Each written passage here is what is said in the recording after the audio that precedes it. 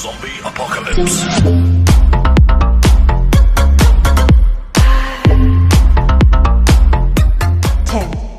9, 8, 7, 6, 5, 4, 3, 2, 1.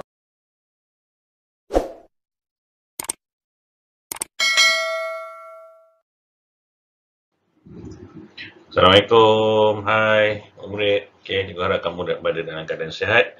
Okey, Assalamualaikum lagi sekali. Bismillahirrahmanirrahim. Jadi, kita akan sambung kelas PDPR kita. Kita teruskan.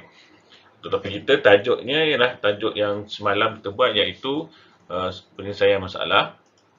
Okey, ini sambungan daripada penyelesaian masalah. Okey, kita pergi kepada situasi yang baru. Okey, murid dalam kumpulan A diberi tugasan. Okay, membuat aiskrim berpandukan suatu resepi yang diberikan dua bahan utama yang digunakan oleh mereka ialah gula dan susu penuh krim seperti dalam gambar, di samping bahan-bahan yang lain. Jika mereka ingin menggunakan sekotak susu berisi padu 1 liter, berapakah jisim gula yang diperlukan? Okey, ini cerita dia. Okey, sekarang ni kita nak pergi kepada macam mana kita nak selesaikan soalan dia. Okey, guna kaedah dia yang nyatakan di sini. Dia ada dua kaedah. Kaedah 1, kaedah 2. Okey, kaedah 1 dipanggil pola. Okey, dia panggil pola. Kaedah 1 dipanggil pola. Dia kata sini 1 liter bersamaan dengan 1000 ml. 1 liter bersamaan dengan 1000 ml. Isi padu 4 kotak susu 250 ml. Maksudnya satu kotak 250 ml. Kalau 4 kotak bersamaan dengan 1 liter. Okey. Jadi jisim gula yang diperlukan bagi 1 liter ialah 4 kali jisim asal. Okey. Tengok sini 1 kotak 250. 2 kotak 500. Mana 4 kotak adalah 1000. Macam mana dia dapat? 250. 250. 250. 250. Jadi kamu akan dapat nilai dia adalah 1000. Okey, bila ditambahkan. Okey, lepas tu dia dapat 1000. Kemudian bila dia kata maksud dia 4 kotak, maksud dia 4 kali. Jadi bilangan susu dia ada 4 kali, jadi sepatutnya dia guna operasi darab. Okey. Boleh faham itu Nampak sini gula untuk 250 susu penuh krim bersamaan dengan 140 gula. Okey, bersamaan dengan 140 gula. Jadi kalau 4 kotak maksudnya 4 kali 4 kali gula. Okey, itu jawapan dia. Okey, untuk situasi yang kedua dipanggil simulasi. Itu yang pertama pola. Okey, pola ni boleh katakan dia punya pergerakan dia, cara dia bergerak macam mana. Kalau 1 begini, 2 macam ni, 3 macam ni. Itu pola. Simulasi. Simulasi ni maksud dia kamu kena bayangkan. Okey, maksud dia kalau 1 maksud dia bila kamu bayangkan bila aiskrim. Kalau lebih senang untuk membayangkan simulasi ini ialah bila kamu pernah buat benda tu. Kalau tak percaya, kamu buat. Okey, paling mudah aiskrim tu, kamu beli satu kotak ni dengan biskut Oreo ke, biskut apa ke, campur sekali. Itu pun boleh juga. Okey, kita bayangkan benda itu. Okey. Jadi, dibayangkan ialah satu kotak susu, gula banyak ni. Okey, jadi kalau ada 4, dia buat pengiraan lah. Dia pengiraan ni, tambah ni, tambah ni, tambah ni. Yang ni tambahkan dia, kamu akan dapat nilai dia berapa. Itu saja. Okey, ada dua lah, satu pola, satu simulasi. Okey. Okey, untuk seterusnya, dia berkata Rajah menunjukkan isi padu air 120 liter, iaitu 1/3 daripada isi padu tangki. Masa yang diperlukan untuk mengisi 120 liter air itu ialah 30 minit dengan kadar kelajuan air yang sama. Berapakah masa yang diperlukan untuk memenuhkan air di dalam tangki itu? Okey, ini cerita dia. Okey, jadi macam mana cara kita nak buat? Okey, jadi cara nak menyelesaikan dia, dia guna cara penyelesaian dia. Okey, yang pertama sekali ialah dia kumpulkan maklumat penting. Okey, kamu nampak sini dia kumpulkan maklumat penting.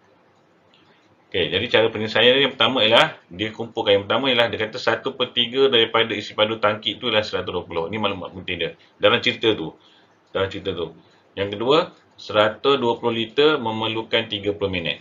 Itu maklumat yang kedua. Maklumat yang ketiga adalah isi padu tangki yang dipenuhi air ialah berapa jam, berapa minit. Maksudnya, kalau isi padu tu penuh ni, berapa jam, berapa minit. Itu dia punya soalan dia. Okey. Jadi, okey, nurse ni kata, dia kata mula-mula kira isi padu bagi satu tangki penuh. Bagi satu tangki penuh. Okey, jadi macam mana kita nak tahu? Okey, kita tengok macam ni. 1/3 isi padu adalah 120 liter. Okey, jadi kalau kita nak tahu penuh. Penuh maksudnya kita kena darab. Kenapa kena darab 3? Sebab 1/3 tambah 1/3 tambah 1/3 dia akan dapat 3/3. 3/3 ni adalah 1. Okey, ni maksudnya 1. Dia tambah lagi 1/3 dia akan jadi 1 penuh. Jadi sebab tu dia darab dengan 3. Okey, jadi bila darab dengan 3, kamu akan dapat nilai dia kalau penuh, kalau satu tangki ni kalau penuh, ialah 360 liter. Ni bukan jawapan dia, sebab dia nak tanya berapa jam, berapa minit. Berapa jam, dia nak tahu masa. Okey, jadi, bila sampai sini, kalau 1/3 ialah 30 minit, maksudnya kalau 360, kamu darabkan dengan 30. Okey, darabkan 30. Tengok ni cara dia. Okey, 120 liter adalah 30 minit. Jadi kalau 3, kalau penuh, darab dengan 3, 360. Ini pun darab dengan 3. Jadi kamu akan dapat 90 minit. Jadi jawapan adalah 1 jam 30 minit. Itu kaedah yang pertama. Kaedah yang kedua, sampai dalam dulu. Kaedah yang kedua adalah 120 liter bersamaan dengan 30. Okey, 1 liter. Kita nak tahu 1 liter berapa? Okay, 1 liter berapa minit? Okey. Jadi 30 bahagi 120. Kenapa kena bagi 120? Kenapa kena bagi? Sebab dia nak liter ni kita pindah ke sini. Macam semalam saya kata, bila pindah sini dia akan jadi bahagi. Jadi 30 bagi 120, dia akan dapat 1/4. Jadi bila kamu kemudian jumlah semua liter air tu, bila penuh adalah 360, didarabkan kamu akan dapat 90 minit. Jadi ada dua cara yang kamu boleh guna. Okey. Okey, seterusnya kita bagi yang ketujuh. Okey, dia kata sini Pak Abu membancuh. Saya tukar kepada laser pointer dulu. Okey. Pak Abu membancuh 800 gram serbuk kopi untuk jualan setiap hari. Encik Lim pula membancuh 150 gram kurang daripada jisim serbuk kopi yang digunakan oleh Pak Abu. Pak Abu dapat menjual antara 12 liter hingga 16 liter minuman kopi dalam sehari. Encik Lim pula menjual 75% daripada isi padu minuman kopi yang dijual oleh Pak Abu. Ini cerita dia. Soalan dia, berapakah jisim dalam gram serbuk kopi yang dibancuh oleh Encik Lim sehari? Okey, itu A. B, berapakah beza isi padu paling besar minuman kopi yang dijual antara mereka dalam sehari? Okey, itu soalan dia. Jadi kita pergi kepada soalan yang pertama. Dia kata sini, penyelesaian dia, okey, penjual Pak Abu, dia jual serbuk kopi dia 800 gram. Okey, kemudian Encik Lim pula, okey, dia Pak Abu ni dia jual kopi, dia menggunakan 800 gram. Tetapi Encik Lim, dia guna kurang 150. Jadi bila kurang, itu yang kena tolak. Okey, kurang, tolak. Bila kurang, tolak. Jadi maksudnya dia akan guna ialah 650 gram. Jadi dia kata serbuk kopi yang digunakan oleh Encik Lim ialah 650. Itu untuk A. Untuk B, ialah isi padu minuman kopi yang dijual oleh Encik Lim. Okey, sekarang ni dia nak tahu berapakah beza isi padu paling besar minuman yang dijual antara mereka dalam sehari. Okey, sekarang ni nak tahu yang paling besar. Kita kira dulu, yang paling sedikit lah. Okey, sekarang ni dia kata sini, Pak Abu dapat jual 12 liter hingga 16 liter. Encik Lim pula 75% daripada isi padu minuman yang dijual kopi oleh Pak Abu. Jadi kita nak kira dulu yang Encik Lim. Okey, jadi dia kata Encik Lim pula menjual 75% daripada isi padu minuman kopi yang dijual oleh Cik Abu. Jadi kita ambil, sebab Cik Abu ada dua. Satu 12 liter paling sedikit, kemudian 16 liter paling banyak. Jadi daripada dua ni kita ambil 75. Jadi 75%, 75% darabkan kamu akan dapat 9 liter. Ni yang paling sedikit. Yang paling banyak bila kamu darabkan kamu akan dapat 12 liter. Jadi dia nak tahu beza isi padu paling besar minuman yang dijual oleh mereka. Jadi paling besar. Jadi kamu tahu sini, kalau paling sedikit ni tengok jadual dia. Isi padu yang paling sedikit adalah 12 liter Pak Abu. Cik Lim paling sedikit 9 liter. Dapat dari mana? Daripada sini. Okey, paling sedikit. Kemudian paling banyak Abu 16 dan Lim adalah 12 daripada sini. Okey. Sekarang ni dia nak tahu beza isi padu yang paling besar. Paling banyak lah. Maksud dia ni lah. Paling besar mana? Ni. 16 dan 2. 16 dan 2. Jadi beza isi padu paling besar. Isi padu paling banyak tolak isi padu paling sedikit. Jadi 16 tolak 9. Okey, jadi bukan 16 ni, dia 12. Aku buka tak ni salah. Dia 12. Jadi kamu akan dapat sini adalah 4. Okey, jadi beza isi padu paling besar minuman kopi yang dijual antara mereka adalah 4 liter. Okey. Boleh ya? Okey, seterusnya untuk gambar yang terakhir, perbincangan yang terakhir ialah dikira sini ialah raja di sebelah. Okey, raja di sebelah menunjukkan isi padu air 1.6 liter, ketinggian paras air itu ialah 2 cm, iaitu 20% daripada ketinggian akuarium. Hitung ketinggian dalam sentimeter akuarium itu dan kira isi padu air apabila bila air penuh dalam akuarium itu. Dia nak tahu ketinggian dia ni adalah 2 cm. Ketinggian mana? Ni tinggi air. Ni tinggi dia. Tinggi air dia adalah 2 cm ni. Daripada bawah ni kepada air yang ada sekarang ni ialah 2 cm. Sekarang ni. Ialah 20% daripada semua. Maksud dia, ini nilai dia adalah 20%. Yang kosong ni adalah 80%. Dia nak tahu kalau semua ni, berapa dia punya tu. Okey, jadi kita kira sini. Cara penyelesaian dia, kalau dia buat adalah dia buat guna jadual. Dia buat guna jadual. Okey, jadi dia kait sini. Peratus 20%, ketinggian 2, isi padu dia adalah 1.6. Okey, kalau penuh adalah 20.5 lah, 100%. Kalau penuh peratus adalah 100%. Okey, jadi bila ini darab 5, ini pun kena 5. Jadi 2 darab 5, ketinggian dia adalah 10 cm. Ni. Daripada bawah sampai atas ni adalah 10. 10. Okey, kemudian isi padu air pula. Kalau ini 1.6 darab 5, dia akan dapat 8. Ini cara pengiraan yang paling mudah. Kamu tak perlu nak buat pengiraan apa semua. Ini yang logik lah. Kamu berdasarkan gambar ni. Jadi dapat jawapan dia macam tu.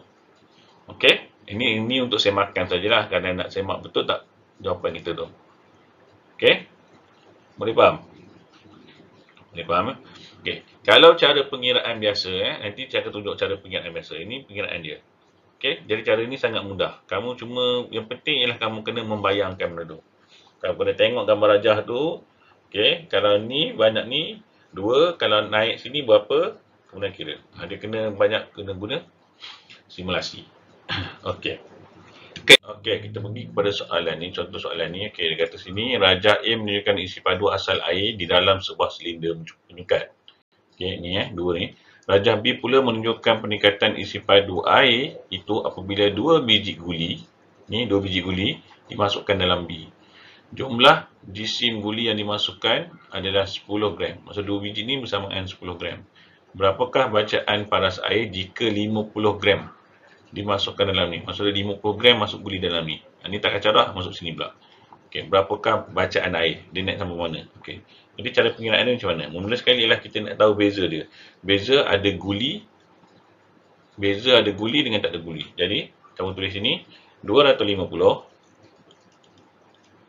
ml. Ini yang ada guli ya, ada guli.